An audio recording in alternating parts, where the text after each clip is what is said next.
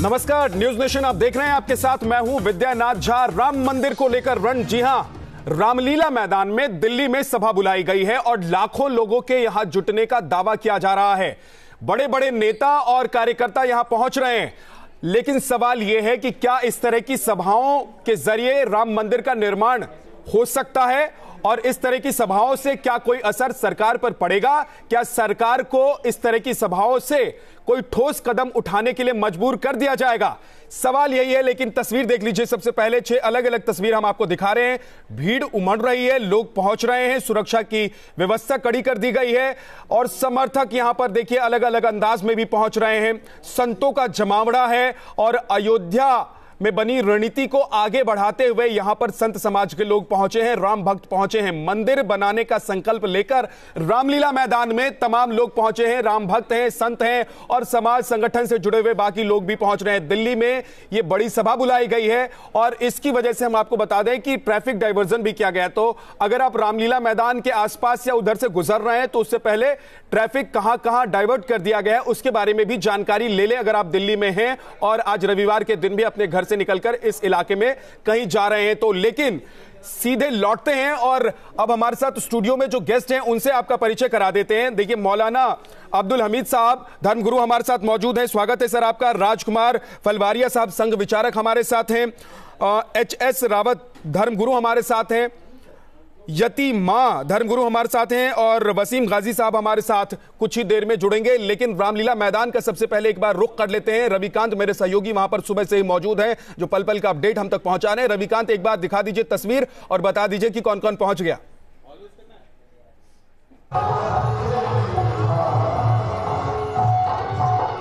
विद्या, सबसे पहले अपने दर्शकों को यह बताना चाहें कि ना सिर्फ राम भक्त बल्कि भारतीय जनता पार्टी के सांसद भी आज रामलीला मैदान में पहुंच रहे हैं, लेकिन वो ये कह रहे हैं कि वो यहाँ पर सांसद के रूप में नहीं आए हैं, एक राम भक्त के रूप में यहाँ पर आएंगे। सबसे पहले हम आपको ये बता दें कि यहाँ पर भीड़ जो है उमड़ रही है। मेरे ठीक पीछे आप देखिए रामलीला मैदान जो है यहाँ पर राम भक्तों के सैलाब से उमड़ पड़ा है और अभी समय बाकी है, लोग यहाँ पर आ रहे हैं। लेकिन क्या कुछ होने जा रहा है? हमारे साथ सुरेंद्र जी हैं। सुरेंद्र जी विश्व हिंदू परिषद से। सुरेंद्र जी, कौन कौन आ रहा है और कितनी भीड़ की उम्मीद आप लोग कर रहे हैं? ऐसा है, दिल्ली और दिल्ली के आसपास उत्तर प्रदेश के लगभग 300 किलोमीटर के क्षेत्र से और हरियाणा से यहाँ से राम भक्तों का समूह है। तो चलिए, अलग अलग जगहों से राम भक्त पहुंच रहे हैं। VHP का दावा है कि 4 से 5 लाख लोग यहां पर जुट जाएंगे। आज शाम 4 बजे तक ये सभा चलेगी। लेकिन सवाल यही है कि राम मंदिर का जो मुद्दा है क्या वो हल हो पाएगा? HS रावत साहब, सबसे पहले आपके पास। VHP ये कह रही है कि VHP की तरफ से बयान आया कि जब तक हमारी मांग नहीं मान ली जाती, इस तरह की सभाएं, इस तरह का आंदोलन हम करते रहेंगे, सरकार को मजबूर कर देंगे। लेकिन सरकार के भी आज नेता पहुंच रहे हैं, सांसद पहुंच रहे हैं रामलीला मैदान। वो कह रहे हैं कि हम राम भक्त हैं। अगर राम भक्त हैं तो फिर इस तरह की सभा बुलाने की जरूरत क्यों? देखिए विद्यानाथ जी, परिवार में एक पिता बड़ा होता है, लेकिन 4 बच्चे अगर उसके हों तो चारों बच्चे पिता पे प्रेशर मेंटेन करते हैं कि मुझे बाइक दे दो, मुझे बढ़िया क्वालिटी की कोई साइकिल दे दो। अगर एक ही परिवार के सब लोग हैं और अगर प्रधानमंत्री जी या सरकार इस बात को सुनने के लिए तैयार नहीं है तो निश्चित तौर पर हमारा फर्ज बनता है, राम भक्तों का फर्ज बनता है, क्या आप हमें एक अच्छा राम मंदिर बनाने कह रहे हैं सरकार सुनने को तैयार नहीं है। क्यों? आप ये कह रहे हैं कि एक अच्छे बच्चे की तरह ये तमाम जो राम भक्त हैं वो जिद करने के लिए रामलीला मैदान में पहुंचे हैं। 4 साल 4.5 साल में अगर सरकार ने नहीं सुना तो 6 महीने में सरकार को कैसे आप सुना देंगे? राजकुमार जी, 6 महीने में सरकार को कैसे सुनाएंगे आप बताइए? 6 महीने में क्या कर देंगे आप लोग? मैंने ये कहा कि ये जो आंदोलन है, धर्म सभा है, ये सरकार को संज्ञान लेने के लिए, सरकार को चेतावनी देने के लिए, सरकार को बाध्य करने के लिए एक लोकतांत्रिक तरीका है। इस लोकतांत्रिक व्यवस्था में राष्ट्रीय अध्यक्ष तो कह चुके हैं बीजेपी के कि इंतजार कर लीजिए सुप्रीम कोर्ट का जो ये उनका मत है, ये राष्ट्रीय अध्यक्ष जी, भारतीय जनता पार्टी के माननीय राष्ट्रीय अध्यक्ष जी का जो निर्णय है, जो मत है, वो उन्होंने अपना रखा है। लेकिन जन भावना, राम भक्त और जन समुदाय की जो आस्था, इस लोकतांत्रिक व्यवस्था, अपनी बात को सरकार तक पहुंचाने का क्या माध्यम हो सकता है? इस लोकतांत्रिक व्यवस्था में, हमारे यहाँ लोकतांत्रिक व्यवस्था में आंदोलन तक अपनी बात को पहुंचाने का, धरना है, अपना विचार प्रकट कर सकते हैं। देश पूछ रहा है कब तक? सर, प्रधानमंत्री आप लोग बनवाते हैं, मंत्री आप बनवाते हैं, सांसद आप बनवाते हैं, विधायक आप बनवाते हैं, लेकिन राम मंदिर आपसे नहीं बनता। राम मंदिर के मैंने जैसे कहा कि राम मंदिर का विषय 2 चरणों की लड़ाई है। एक कॉन्स्टिट्यूशनल कोर्ट की लड़ाई चल रही है और एक जनता की अदालत में लड़ाई चल रही है। दोनों तरफ की लड़ाई में हम चाहते हैं कि संवैधानिक तरीके से निर्णय हो और सरकार के पास केवल और केवल और सरकार को बैक आप लोग करते हैं। आपका संगठन सरकार को बैक करता है कि नहीं करता है, बता दीजिए आज। नहीं, हम केवल विचार के आधार पर करते हैं सर। तो वैचारिक आधार पर क्या सरकार को आप झुका नहीं सकते, या फिर ये मामला ऐसे चलता रहेगा? हम किसी को झुकाने के लिए अगले 5 साल, उसके बाद फिर 5 साल, उसके बाद फिर 5 साल, यति माता फिर इस तरीके से बैठे रहे, इंतजार करते रहे, स्टूडियो में बहस कर लें। नहीं, मेरा मंदिर के मुद्दे पर सरकार भी होता रहेगा, लेकिन जगाने के लिए राम मंदिर बन जाए, ये जो लाखों भक्त आज पहुंच रहे हैं इनकी मनोकामना पूर्ण हो जाए, इसके लिए कब तक इंतजार करें? सरकार एक संस्था है और मंदिर नहीं बनवा सकते ये पूरी ताकत लगाकर भी, क्योंकि ये जो लोग हैं, चाहे वो आरएसएस हो, विश्व हिंदू परिषद हो, हिंदू जागरण मंच हो, आज जितने भी संगठन रामलीला मैदान में हैं और जो युवा हैं, वो लोग मंदिर नहीं बनवा सकते। ये मंदिर इनसे बनने वाला नहीं है। 4.5 साल जिन्होंने हाथ पर हाथ रखकर जो लोग बैठे रहे और एक भी कदम राम मंदिर की तरफ बढ़े नहीं, वो उन लोगों से ये उम्मीद करना कि वो अब चुनावी वर्ष में, आप 6 महीने कह रहे हैं, मात्र 4 या 5 महीने का समय है, दिसंबर चल रहा है और मई में चुनाव होने हैं, तो ये तो सिर्फ एक प्रपंच रचा जा रहा है। हिंदू जनमानस ये मौका भी कौन दे रहा है? ये मौका भी कौन दे रहा है? क्योंकि सुप्रीम कोर्ट ने तो कहा था ना कि आप बाहर बैठकर फैसला कर लीजिए, मेल मिलाप से फैसला कर लीजिए। मौलाना अब्दुल हमीद साहब, अगर आप लोग धर्मगुरु हैं, अगर आप लोग बैठकर ये तमाम बातें कर लेते, इस मुद्दे का हल निकाल लेते, तो आज इस तरह की सभा नहीं होती जिस पर आरोप आप लोग कहते हैं कि इस तरह की सभा से कुछ होने वाला नहीं है।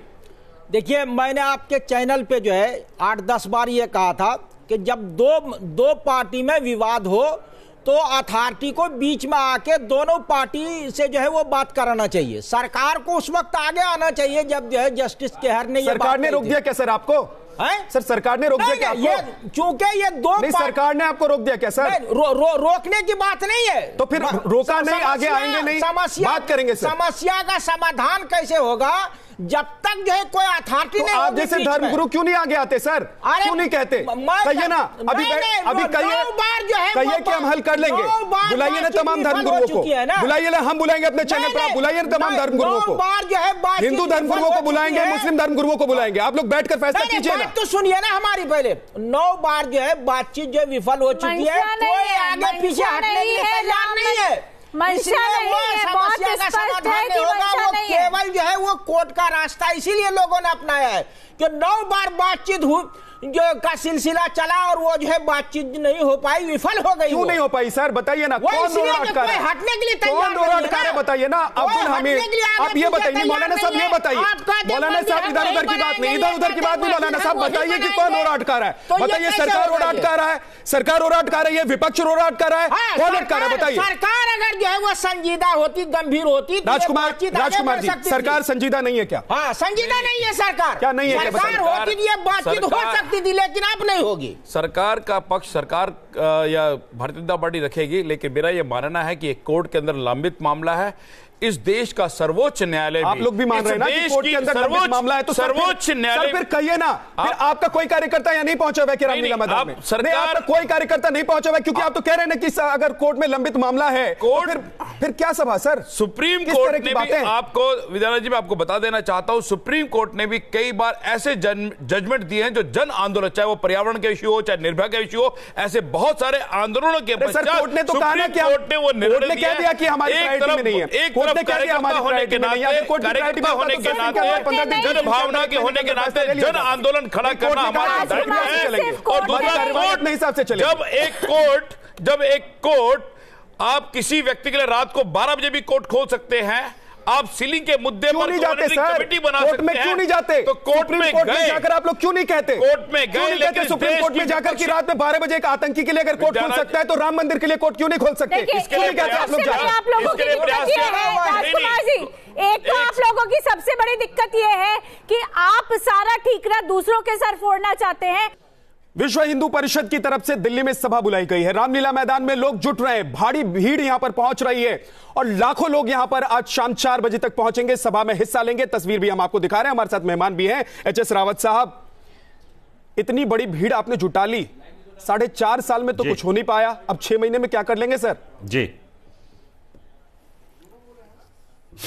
देखिए, करने के लिए तो 52 सेकंड में भी हो जाता है। सरदार पटेल ने 52 सेकंड के अंदर आपने देखा होगा कि निजाम हैदराबाद को झुका दिया था। ऐसा नहीं है, ये लोकतंत्र है। लोकतंत्र में जब भीड़ का तंत्र आगे बढ़ता है तो बड़ी बड़ी सरकारों को झुकना पड़ता है। इंदिरा गांधी ने इमरजेंसी लगाई थी, उसको जमानत जब्त का सामना करना पड़ा था। ऐसा नहीं है, आप ये मत कहिए कभी बहुत समय है, सरकार चाहे तो अभी बिल पास करके उसको बनवा सकती है। ऐसा नहीं है, आप धर्मगुरु हैं सर, मुसलमान धर्मगुरु के साथ बातचीत करके किसी राजनीतिक या पॉलिटिकल पार्टी के नेता की तरह कम से कम नहीं बोलेंगे। मुझे इस बात नहीं, मुझे भरोसा है आप किसी राजनेता या पार्टी पॉलिटिक्स की तरफ से नहीं बोलेंगे। आप धर्मगुरु हैं, मुझे सीधे सीधे बताइए 6 महीने में कैसे राम मंदिर बन सकता है?